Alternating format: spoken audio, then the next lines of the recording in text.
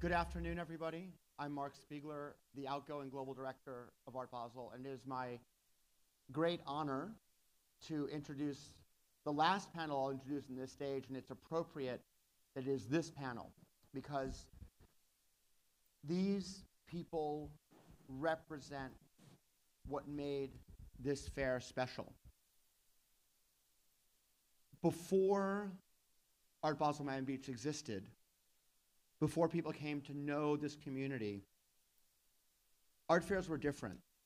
And what made Art Basel Miami Beach special from the beginning, what made it unique, and what actually came to be something that would influence the rest of the art world was the way in which private collectors engaged with the international art world and supported the fair and built all of the external atmosphere that was so important for the fair to be successful and interesting to the art world in general.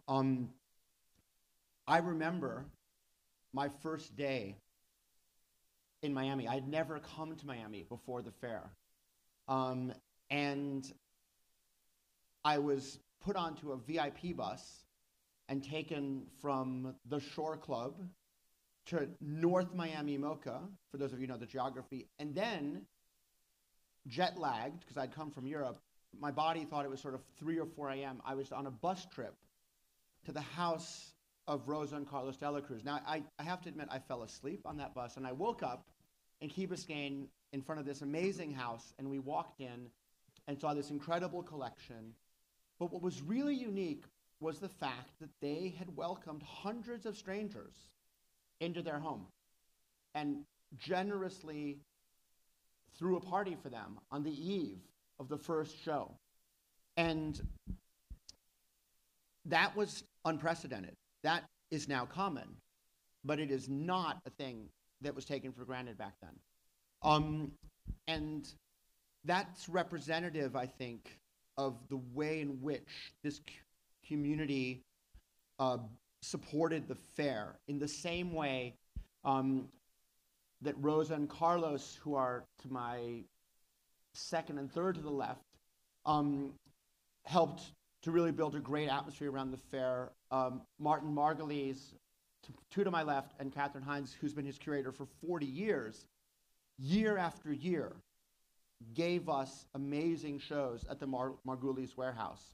And in the same way that Marty extended the warehouse, Rosa and Carlos, after about 5 or 6 years of the fair, then extended with their own collection building in the Design District, which allows me to bridge to Craig Robbins at my far left. Craig is also a great collector, very engaged with a lot of contemporary artists, but he also built up the Design District in a model which many people have tried to copy, but I don't think there's anywhere in the world that has so successfully redefined an entire neighborhood around the arts and culture. And what's great is that all of them do different things. And so each year, we, as the members of the audience, the members of the visitors from all over the world, came to Miami. We discovered the efforts that they had made throughout the year. I think what was wonderful about the Miami private sector, the private collectors, was that on the one hand, they were collegial, but on the other hand, quite frankly, they were competitive, and everybody wanted to do a great show, and everybody wanted to impress the incredible audience that we as the fair were bringing into town. The one person I haven't mentioned is Jane Woolrich, directly to my left. Jane is a former colleague of mine in the sense that I'm a former journalist and she is still a journalist. And Jane has asked me a lot of tough questions over the time. We have a long history of her calling me up at 5 p.m. on the opening day, as she did yesterday, and saying, Mark, what do you think? What's going on? What can I write? You know, the thing about Jane is no matter how tough the questions she asked, no matter how thorny the topic was that she raised with me, Jane is someone who is particularly cosmopolitan and well-traveled and loving of culture. So knowing that she was the one spearheading, coordinating the coverage for the Miami Herald always made me feel that we were in safe, fair hands. The panel is equally in safe, fair hands. I'm going to hand it over to Jane. I want to thank all of you for coming, and I want to thank the panelists, not only for coming today, but for all that you've done for the city and the fair over the last 20 years. Thank you. Thank you, Mark, and thank you to Art Basel for putting this together. Mark did something that I think is really important in this conversation, and he talked a little bit about not only how, and we'll talk more about this, how the fair has helped shape a cultural culture here in Miami, but also how Miami's particular distinctive and sometimes a little crazy culture has helped shape the fair, I think. We are a unique place, and anybody who says that we aren't probably hasn't been here. I love this town. I stay here very much by choice. I know we all do, and it is because this is a little bit of a frontier city still. And 20 years ago, everybody in the world was writing about the Bilbao effect. Now we're talking about the Miami effect. I think ours is more long-lasting, but that's a personal opinion. But I want to start and start really with Marty. Now, Marty, you come to this. You had been collecting a really long time before Art Basel ever came here. What you and Rosa and Carlos and a few other people were really, voices in the wild. Tell people who weren't here then what our community was like from a cultural standpoint when the fair first came here. Well, Norman Bremen and Irma called the Art Basel the Super Bowl of art. And they were right. It just generated tremendous recognition for the community because the best fair in the world of contemporary art is Basel. And I was going to Switzerland quite a few years before it came here, and it was a really special fair. And a lot of other fairs have come to emulate that, but it's very difficult to emulate excellence like that. So Rosa and Carlos, I was at that first party, and then I was at the party the year after where I ended up sitting on the curb with John Baldessari, waiting for our cars, having a blast. But talk to all of us about why you all decided to embrace Art Basel, what the scene was like here before you opened your collection.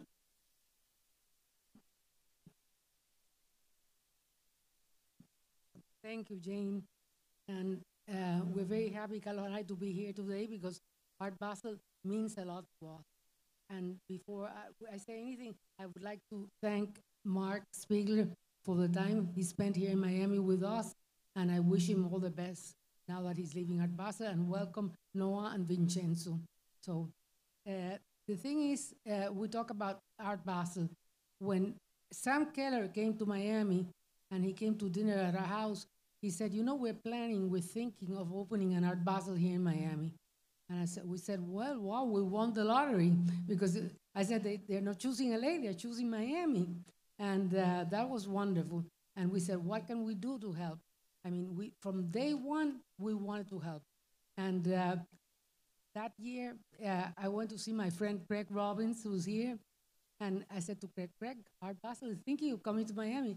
What are we going to do? We need to have a Kunsthalle or something. And you know what Craig told me? Choose whatever you want from the design district. He's always been so generous, Craig. And he told me, choose. So I chose the second floor of the Moore building. And it was perfect. But the first year, we had a show of Miami artists curated by Dominic Malone from Chicago. So it was wonderful because we had a good show. And what happened September 11th? So Basel was canceled that year.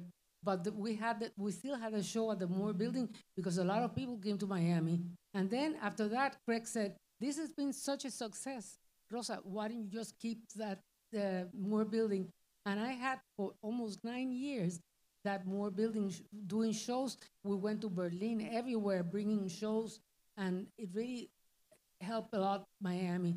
But this has been, I mean, here we are, the old timers, Marty Margulis, who, I mean, he's really, I mean, I remember the first year that we went to Documenta, Marty came, and everybody was talking at the same time, and he kept saying, my daughter Rosa speaks German. Marty kept saying, everybody quiet, let Rosa, because we don't understand what's happening here.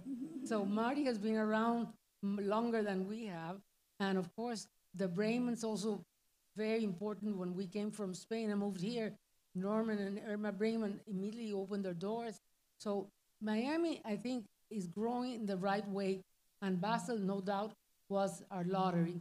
I mean, we won the lottery with Basel because for them to choose Miami, we're grateful for that because Miami has a lot to offer. And we're here, but now I'm going to stop talking because there are more people here. So thank you.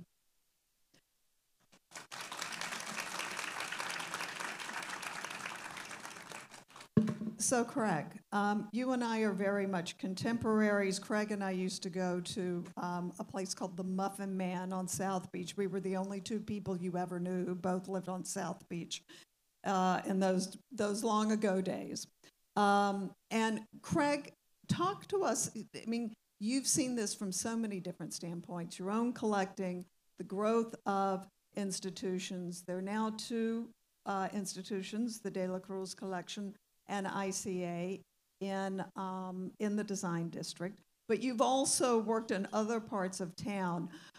When you and I were, below those many years ago, hanging out on the beach, could you imagine that we could become the kind of cultural center we are today? And how do you view that evolution?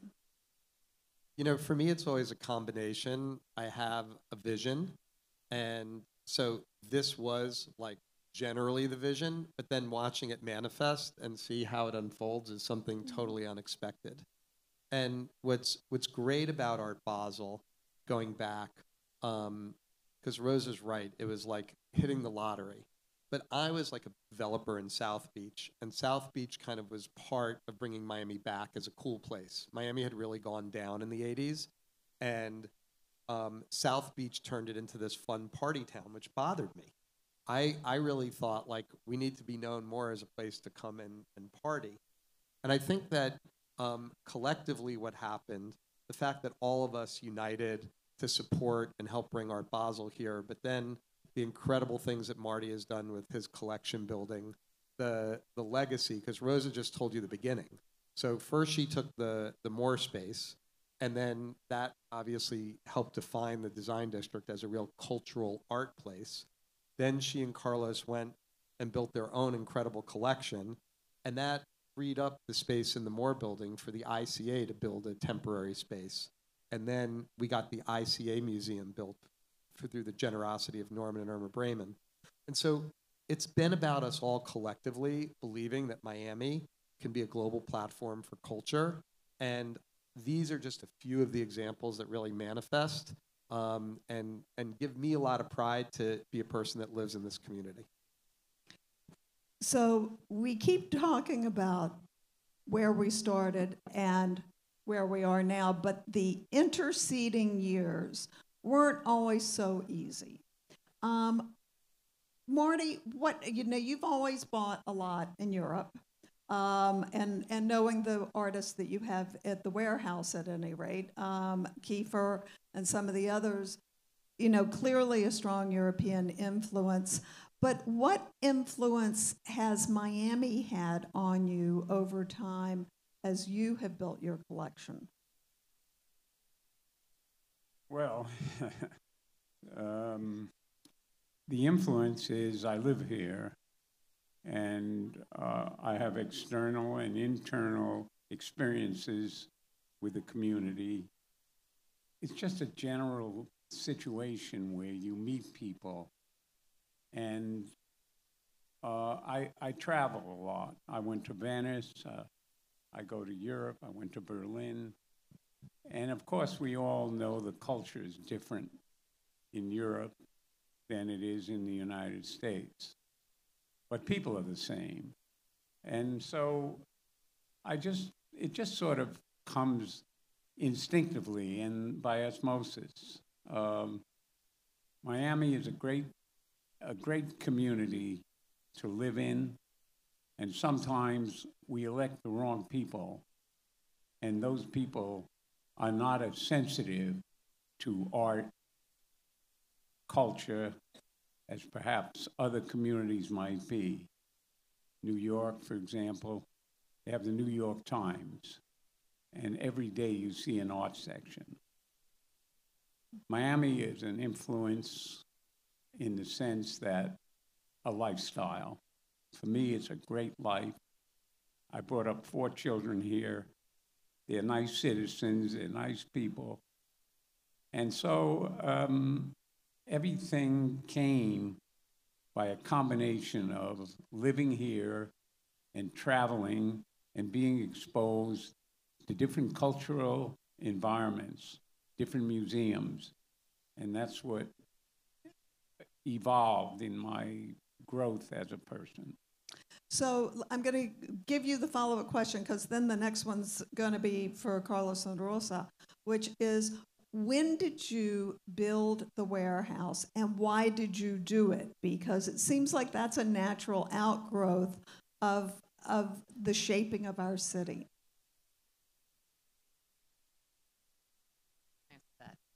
We opened the warehouse in 1999, and your question about what preceded Art Basel coming to Miami, the collectors, Rosa and Craig and Norman and Irma Brayman, really focused on educating the community.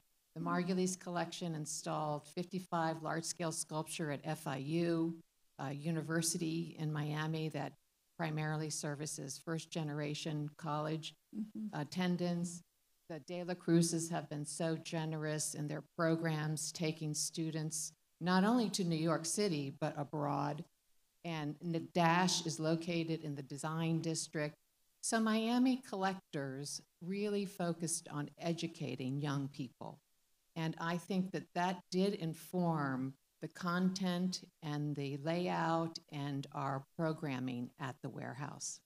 And I've been there when you've had students there, and it's a really wonderful experience, especially the ones who haven't been exposed a lot to art, to see the eyes get so wide open. It's pretty amazing. Carlos, you and Rosa have also, as Catherine mentioned, been very engaged with educating students. Tell us about when you actually opened the De La Cruz collection in the Design District, and why did you do that? Well, we did it actually for several reasons. One is that our collection didn't fit inside the house. And 2, perhaps just as importantly, I remember one day during Art Basel week, it's the same week as now, I was upstairs and I just had a shower, and a gentleman went up the stairs, and the door to our bedroom is glass that you can see through, not frosted glass.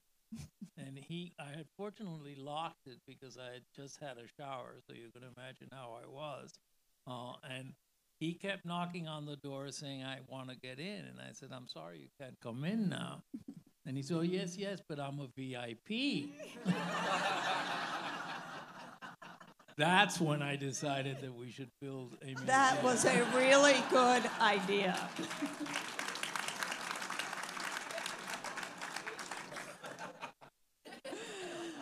That's a really great story, and one I have never heard, so that's quite marvelous.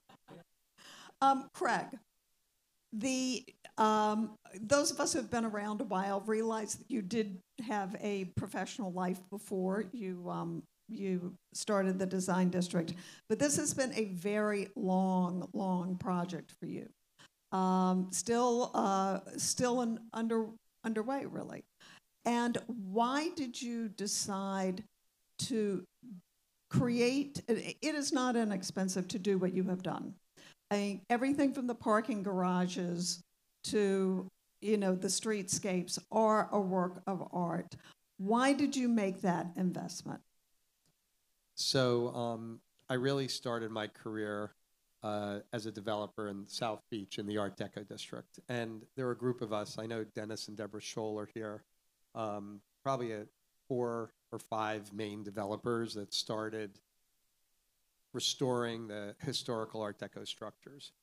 And we grew very fast because we had incredible partners, first Tony Goldman and then Chris Blackwell, who were like mentors to me. And we had like an enormous collection of buildings in South Beach.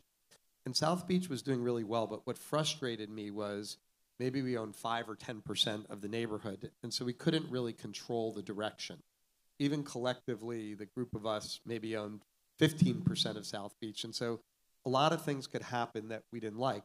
And the design district after, if you know Miami, you know, starting on Ocean, Collins, and Washington, then going down south of 5th, and up to Espanola Way and Lincoln Road, that's where Miami Beach ends. And I was going from neighborhood to neighborhood. So for me, the next neighborhood was going over the bridge. Everybody thought we were crazy, and they were right. But what I loved about the design district was it was small enough and containable enough where we could actually buy the majority of the property there and control it. And what was like my dream from the experiences that I've been having in South Beach was to integrate culture and a neighborhood that could have businesses and other uses, but make it like 50-50. 50% of what we did was dedicated towards culture, and that could be art, architecture, and design, making it like an outdoor museum, incredible cultural content like the Dela Cruz collection, for example, all these things that piled up. And so really for me, the impetus was being able to make a destination that would be known for culture. And that's how the design district began. It didn't begin as a place for retail.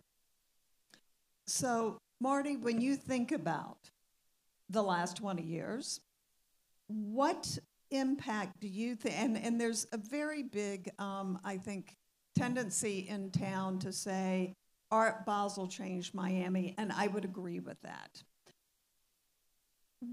In what ways do you think Art Basel and the Miami, or what has become this crazy and wonderful week, in what ways do you think it has changed the place we live? Well, you see the audience here, you see the fair, 60, 80,000 people. 20 years ago, you could never believe that. It all happened because, well, I got a little story to tell you.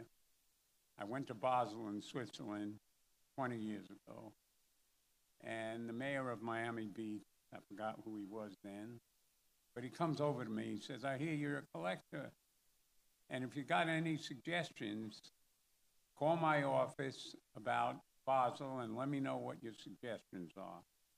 And I said, Mr. Mayor, I have one suggestion. Don't listen to any suggestions. They know what they're doing. They're real professional. They do their job. And most of the people on your board don't even know what a piece of art is. Mm-hmm. So I suggest you let them do their work, let them do their job, and now you see the result of right here. That's a great story and great advice that you gave. Rosa and Carlos, in your view, how has this past 20 years of Art Basel being here shaped our community?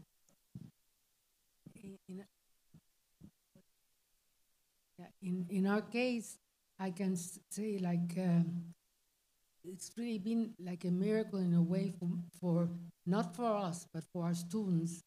Art Basel gave this town a desire to look at culture and a desire to help. Because sometimes we say, well, we're here, but you know how many people in Miami who have never seen Miami Beach? They've never crossed the bridge. And when we saw that, Carlos and I said, we are here for a reason. We lived in Madrid 10 years. When we moved here to Miami, we realized that Miami was a new town. Miami, imagine living in Madrid and moving to Miami was a new town. But when you met people here like Marty, like Greg, like Norman, those were the first people that we met. And we realized that they also were in the same direction that we were. We wanted to help. Alberto Ibargüen is another person that we can't, we have to talk about the Knight Foundation because Alberto has been so generous to this town that if it was not for Alberto, many things couldn't have been done. We have a program, Carlos and I started to send students. We take them to Europe every year. The last trip was Venice, Florence, and Rome, and they've been to Berlin everywhere. And this program, we started with very, very small amount of money. And then one day I get a phone call and I answered, I said, yeah, Rosa, this is Alberto Ibargüen. I said, yes, Alberto. Rosa, our board met today and we think that you and Carlos are doing such a great job that we've allocated $1 million to your program. You know, I couldn't believe it because I had never heard of $1 million like that given, and they've been very great supporters of our student programs. And, you know, it makes you feel so good when the other day at the Key Biscayne Yacht Club, a young man comes and said, Mrs. De La Cruz, I was one of the young men that you sent to Europe, and it changed my life. And when you see that they get scholarships afterwards at St. Martin's in London and things like that, that's what we want. We want to help. We're community people, and Carlos and I we're not the rah-rah type of people or people that are flashy. We like to get things done. And Carlos. Thank you.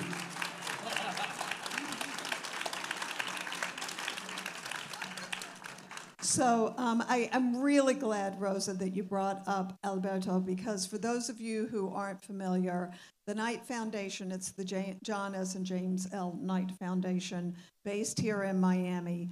And the Knight Foundation has, since it began investing in arts, Dennis, how long has it been since they've been investing in arts? 10 years?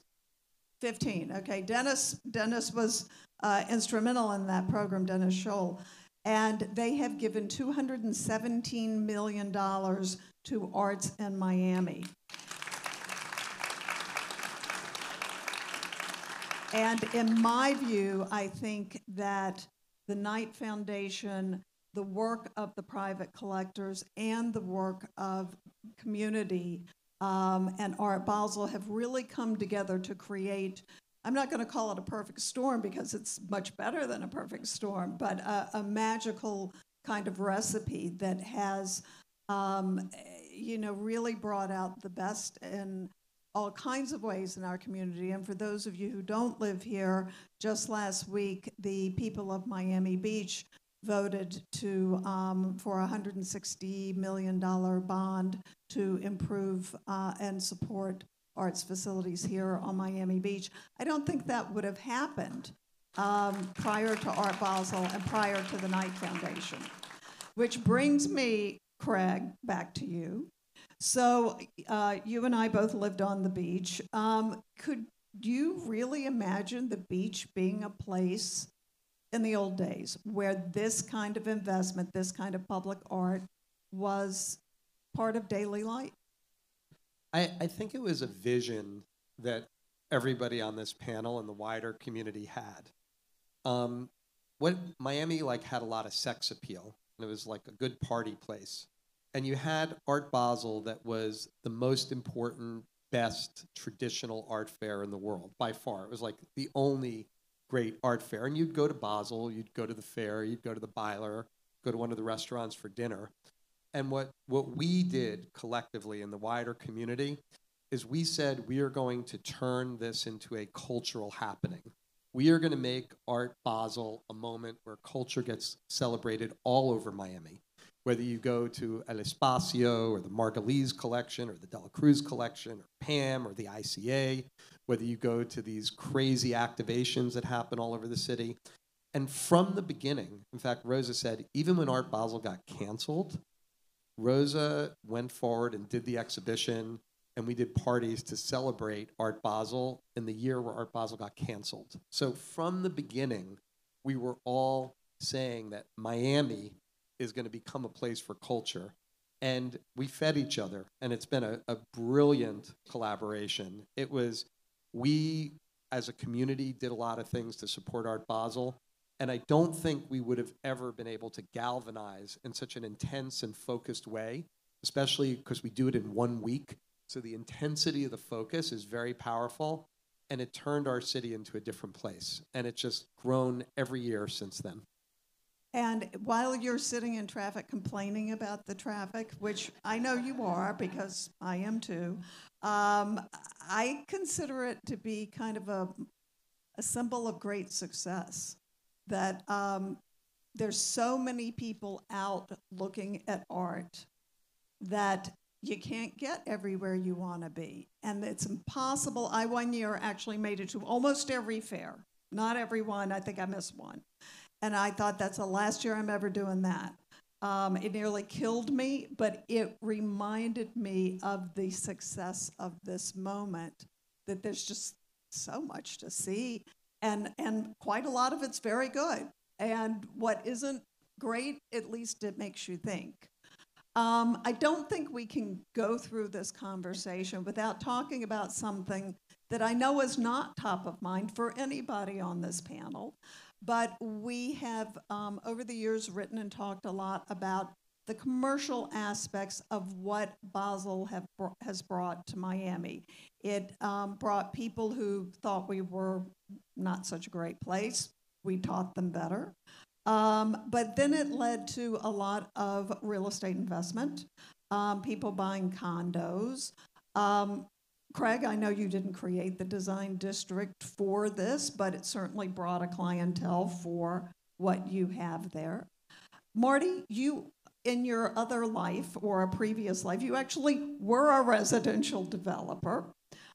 So you would have a unique, I think, instinct and view on what the real estate impact has been on Miami from the increased interest in our community.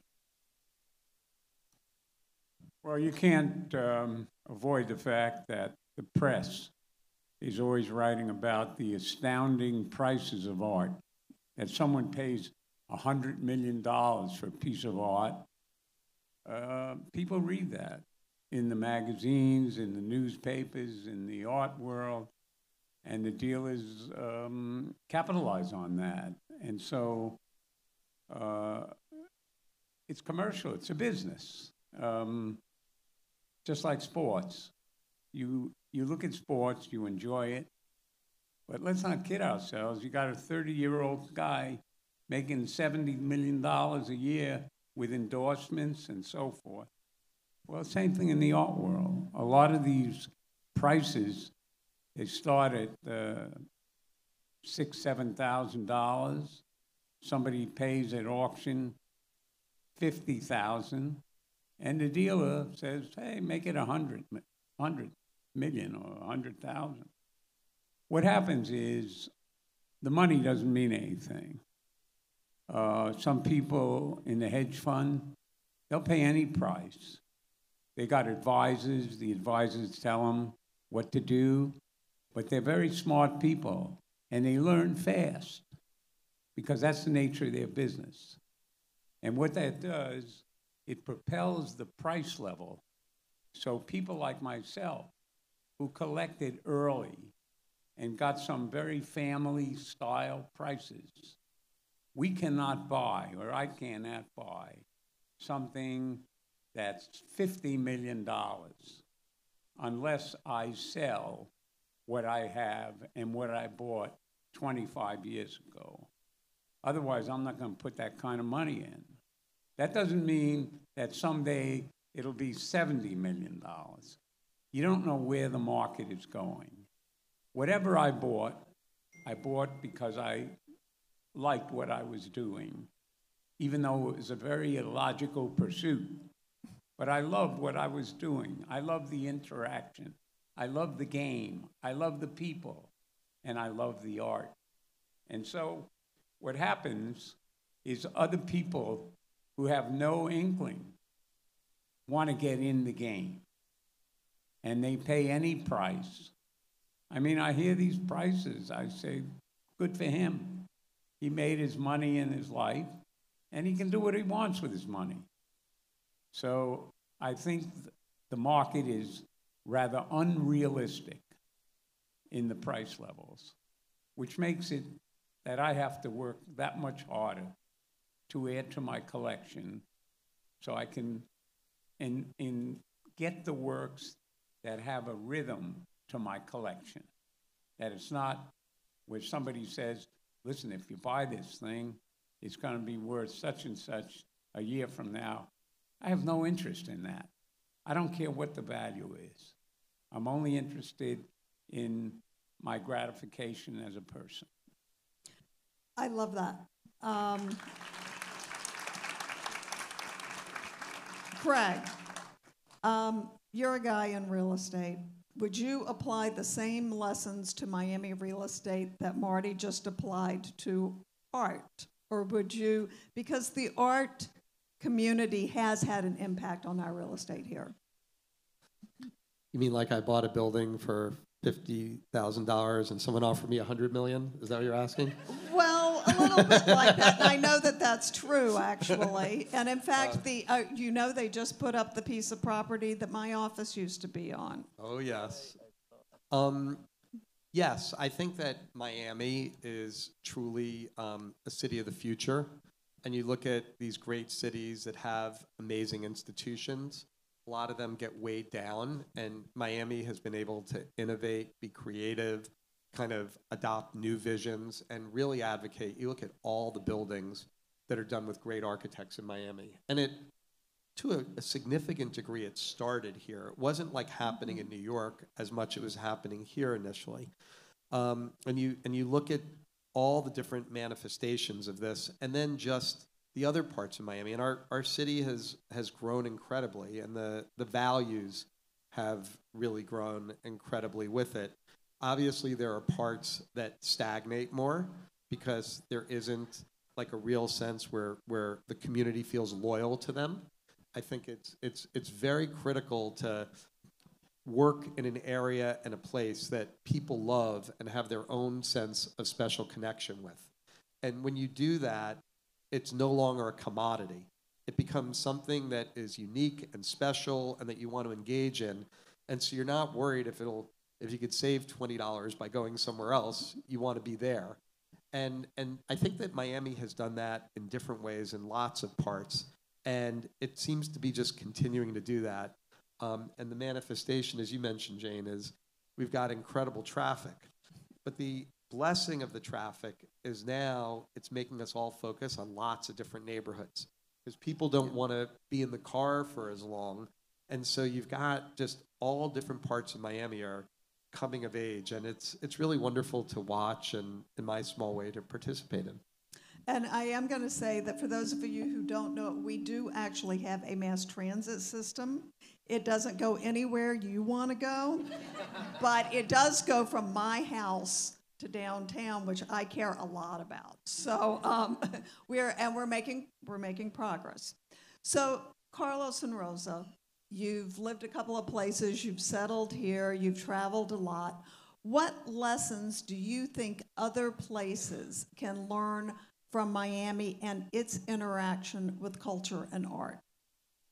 Well, I think that the interesting thing about Miami as a place to have a fair, for Basel to have picked Miami, because it's so different from Basel. When you think about it, the people that go to the Basel Art Fair are people who are already sold on the idea of buying art, or at least of looking at art with the possibility of buying art. The people that come here, a lot of them don't come here for that reason. They come here because it's Miami. And basically they come here because there's a beach and there's fun and you can do things at night. And gradually, more and more of them are sort of becoming, by osmosis, they're getting the art indirectly. But that really took a big risk on the part of MCH, the entity that runs both Miami, Basel, and Basel, Hong Kong, and Paris now. And I really applaud them for having seen not just the fact that they should go abroad because this was their first place, but also the fact that they should look at it differently and understand the cultural differences that exist, which are enormous, by the way, between the reservation, the reserved manner of the Swiss versus Miami, which is not reserved at all. Okay, so what can other cities, though, Carlos, learn from embracing culture? Is there a lesson? I think that the lesson has to be that you first have to look at yourself, at the city itself, and take a good look at what does the city have that could become an asset in trying to develop education in the arts, as all of us have talked about, because that's what it's all about. And we're still missing things. I mean, the remarkable thing is that we talk about Miami as if it were a major art city, but we do not have an MFA program here. We do not have our museums, when you think about it, in the design district, thanks to Craig, who donated the land, since he didn't say so, and Norman, who donated the building of the ICA. The two of us together, I'm talking now the De La Cruz collection and the ICA, have exactly the same number of square feet of gallery space as a new Whitney Museum in New York. That is a remarkable achievement, in my opinion. And I think that's what they have to do, is they have to start looking in a mirror and seeing what it is that we can offer. Catherine and Marty? Catherine, jump in. I see you ready to talk. Well, just as a follow-up to your answer, in the 24 years that we've been open at the Margulies Warehouse, and prior to that, when we did educational programs here in Miami, museums from all over the country the curators would bring their board of directors to Miami to show their board of directors how to develop a culture of collecting. So we would get the curators from San Francisco or Chicago or Dallas or New York museums, and these are the major institutions, museums, and they would bring their board to Miami and their curators to say, look, here's an example of how to energize the art scene in San Francisco, or energize the art scene in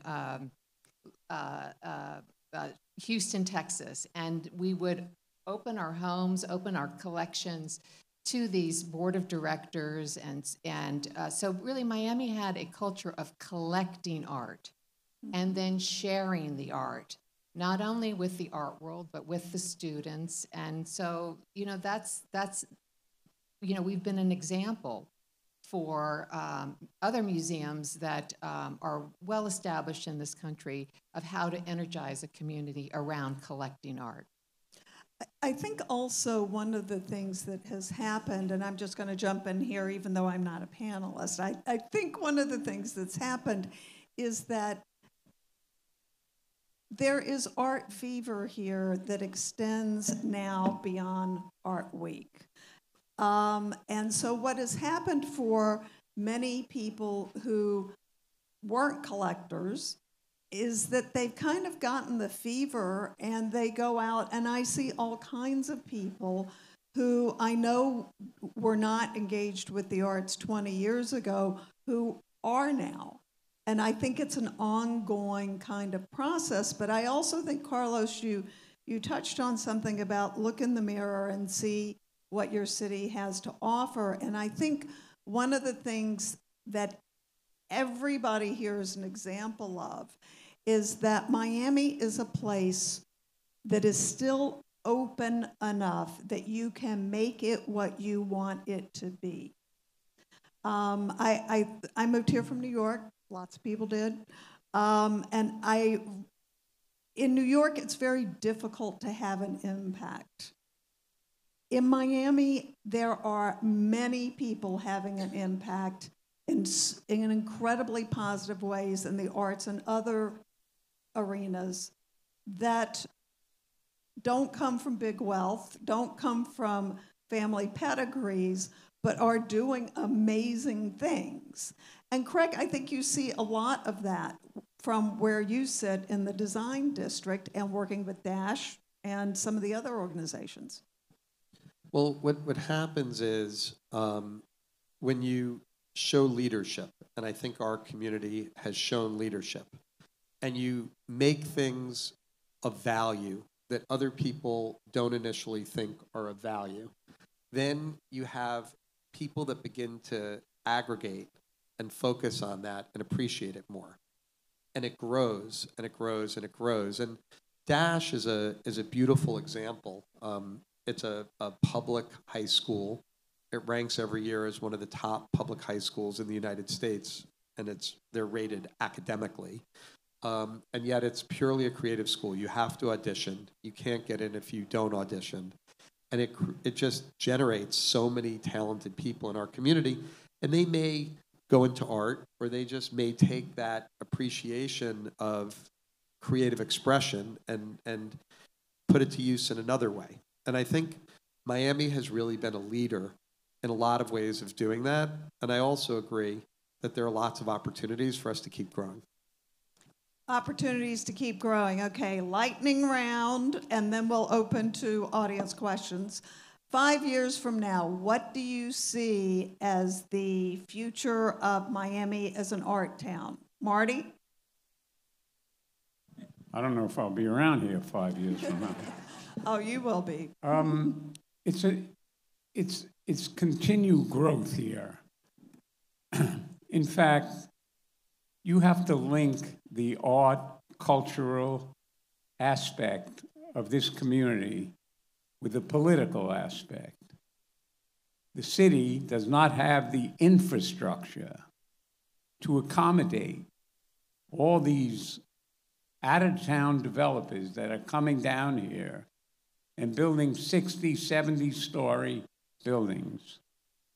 5 years from now, it may be 100 stories. Miami has to get to grips with what they don't have. And they don't have the road structure, they don't have the water and sewer infrastructure, and we don't have the politicians that have the vision, like a guy like Craig, who has the vision. We don't have the politicians that we put in office who have the vision to make this community what it should be. Thank you. Rosa? Well, I want to go back to Dash, what Craig was talking about.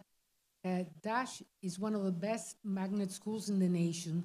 I think it's number 3 or number 4.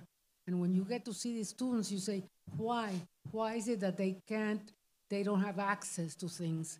And that's what bothers me. Because if you live in New York, you have access to more things. I do think so, because you can go to the Metropolitan, all those museums offer programs for the students. Here in Miami, our Dash students, they need more. And who can give them more? We can. And for example, I was very lucky that our students wanted to study at Parsons in the summer, one of our programs, and getting into Parsons is really difficult, almost impossible. Well, Rosa, my daughter, who's a jewelry designer, lives in London. Her partner in her business happens to have graduated from Parsons. And she said, I'll get you. So every year we send 20 students to Parsons in the summer and 20 students to the School of Visual Arts in New York. You know how it changes their life. These kids have, if you're in Miami and you're poor, you're poor. Miami is not a town that we need to help these people. It's not about us, it's about them. And I really think that that's what I would like to end is by saying we have to help. Okay? Thank you. Craig? You know, my hope in 5 years is that Miami is a very central place in advocating for sustainability and figuring out how we'll move into the future. I agree with Marty. We've got a traffic issue, and we should get Elon down here and have him start digging tunnels, because if we can get cars underground, then we can move a lot more people around and not interfere as much with life. I also think you're going to see some really, really spectacular structures come up.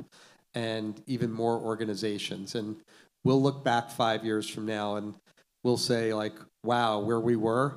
And between the things that'll have happened and the things that'll be underway, I think Miami will just keep moving forward and making a positive contribution to our planet. Excellent.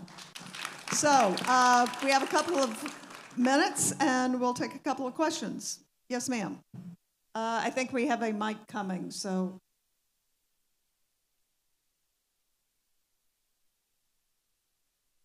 Hello. Yesterday, I was visiting the Margulis collection, and I found a Rome from the Elizabeth Margulis collection.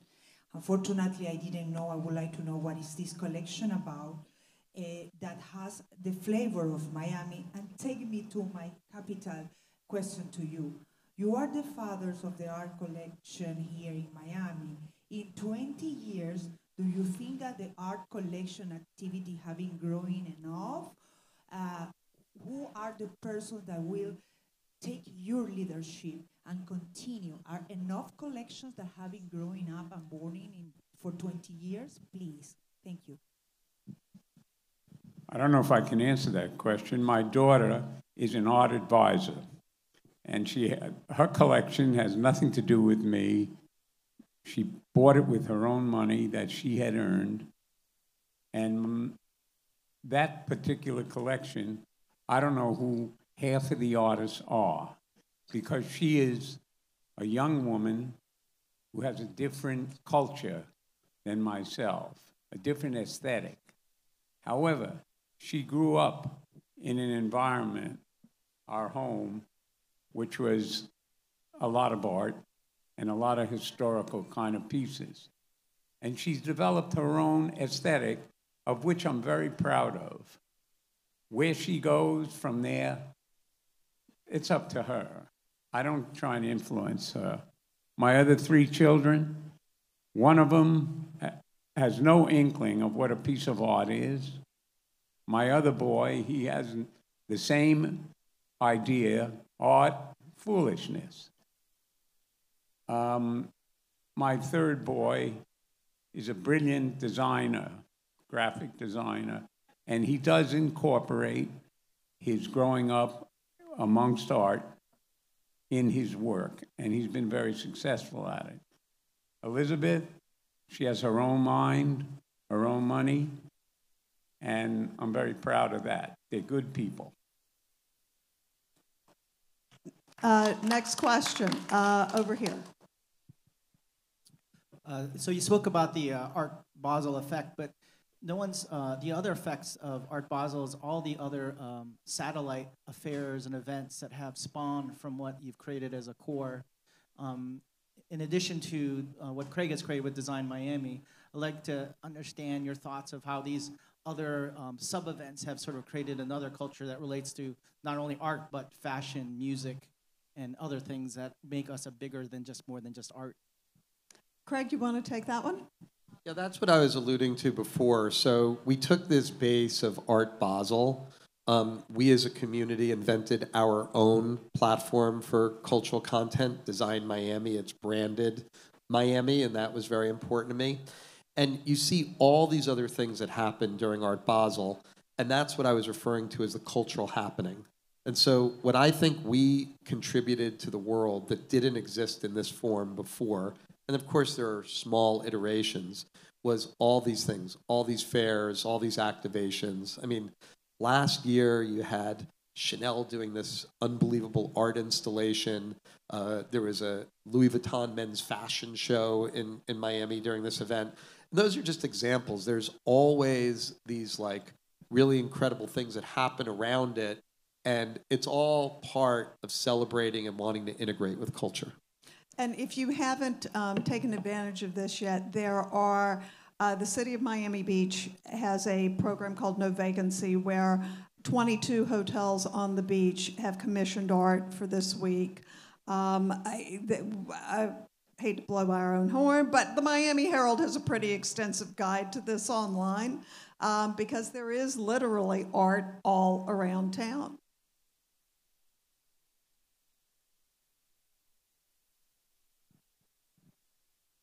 First of all, thank you all. You all are legends, and we're lucky to have you all be so vested into our city because it's so important. Art in public places obviously is extremely important, and I love seeing it when I go over to the design district. There's great art there. When I walk behind Ball Harbor through the walk on the ocean, you see pop up sculptures. I would love to be able to hear your thoughts on how to be able to expand that art in public places throughout our city more, even like, for instance, in Loomis Park in Miami Beach and other places that could really thrive with seeing art year-round, not just during this week. Carlos? Rosa has been very active on Key Biscayne. What I would suggest to you, in art in public places, what I was going to suggest to you is that most cities, and there are a lot of municipalities, as all of you know, in Miami-Dade County. 34. 34, and then there's the unincorporated area. But most of them have an arts committee of some nature. I would suggest that those of you that are interested in this, try to get involved with your municipality and get involved in the arts committee, so that basically you influence what the city does with its money, because by law they have to invest a certain amount in art based on certain criteria. It's a mathematical formula, and it works. I mean, Rosa has done a very good job with the art in public places on Key Biscayne. There are works by Sarah Morris and Jose Bedia. Right. And I would give you two more tips. One is that just opened this week is a series of art installations that will be permanent in Miami World Center, which is the sort of city within a city going in downtown. And also the Underline, which is a linear park that goes underneath Metro Rail. It has established an art committee, and tomorrow, I think, is unveiling a new work by Typo, but that will also be literally a linear public art space. So there is inspiration that from, all of our collectors and Craig and many others in town who have incorporated art in their projects. One more, and I'll go back here. Hi, everyone. My name is Frida. Can you hear me? Yes? This question goes for all of you guys. What tools do you think you have to cultivate to have more social engagement with the community through the arts and culture? We had a little trouble hearing. Could you repeat? What tools do you think you have to cultivate to have more social engagement with the community through arts and culture? So the question is, what tools would we need to create to enhance and facilitate that community between community and culture? Craig, do you want to go there? Carlos, you want to take this? I think that you see it happening. It's the fact that there is all of this engagement, and there's this like mimetic desire then that other people in the community have to join in and engage with it. Some people reject it. Some people will say this isn't for me, and that's okay too. Everybody has what they love. Someone may really want to hear classical music, and someone may enjoy looking at fine art, and it's okay. To me, all this creativity, it's like a frontier from which mankind advances. And so these are the thinkers that are changing our brains and changing our perspectives and giving us a new way of thinking. And each thing that we do leads to more. And I think that's what you see manifesting in our community. I have another question. Are you guys open to collaborating with social impact through the arts and culture? Well, I would say that all of them do actually already. So I'm just going to answer for everybody and say that in different ways, I'm very aware that each of them does do that now.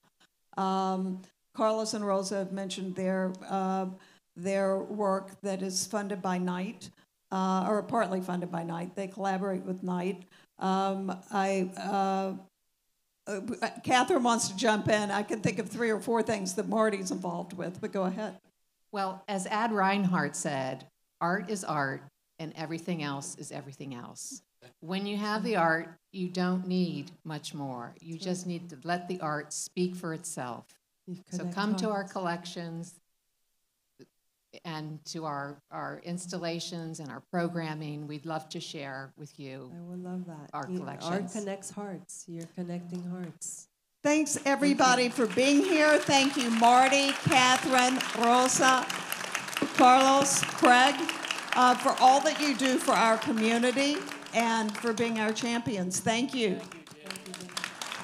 Thank you, Jane.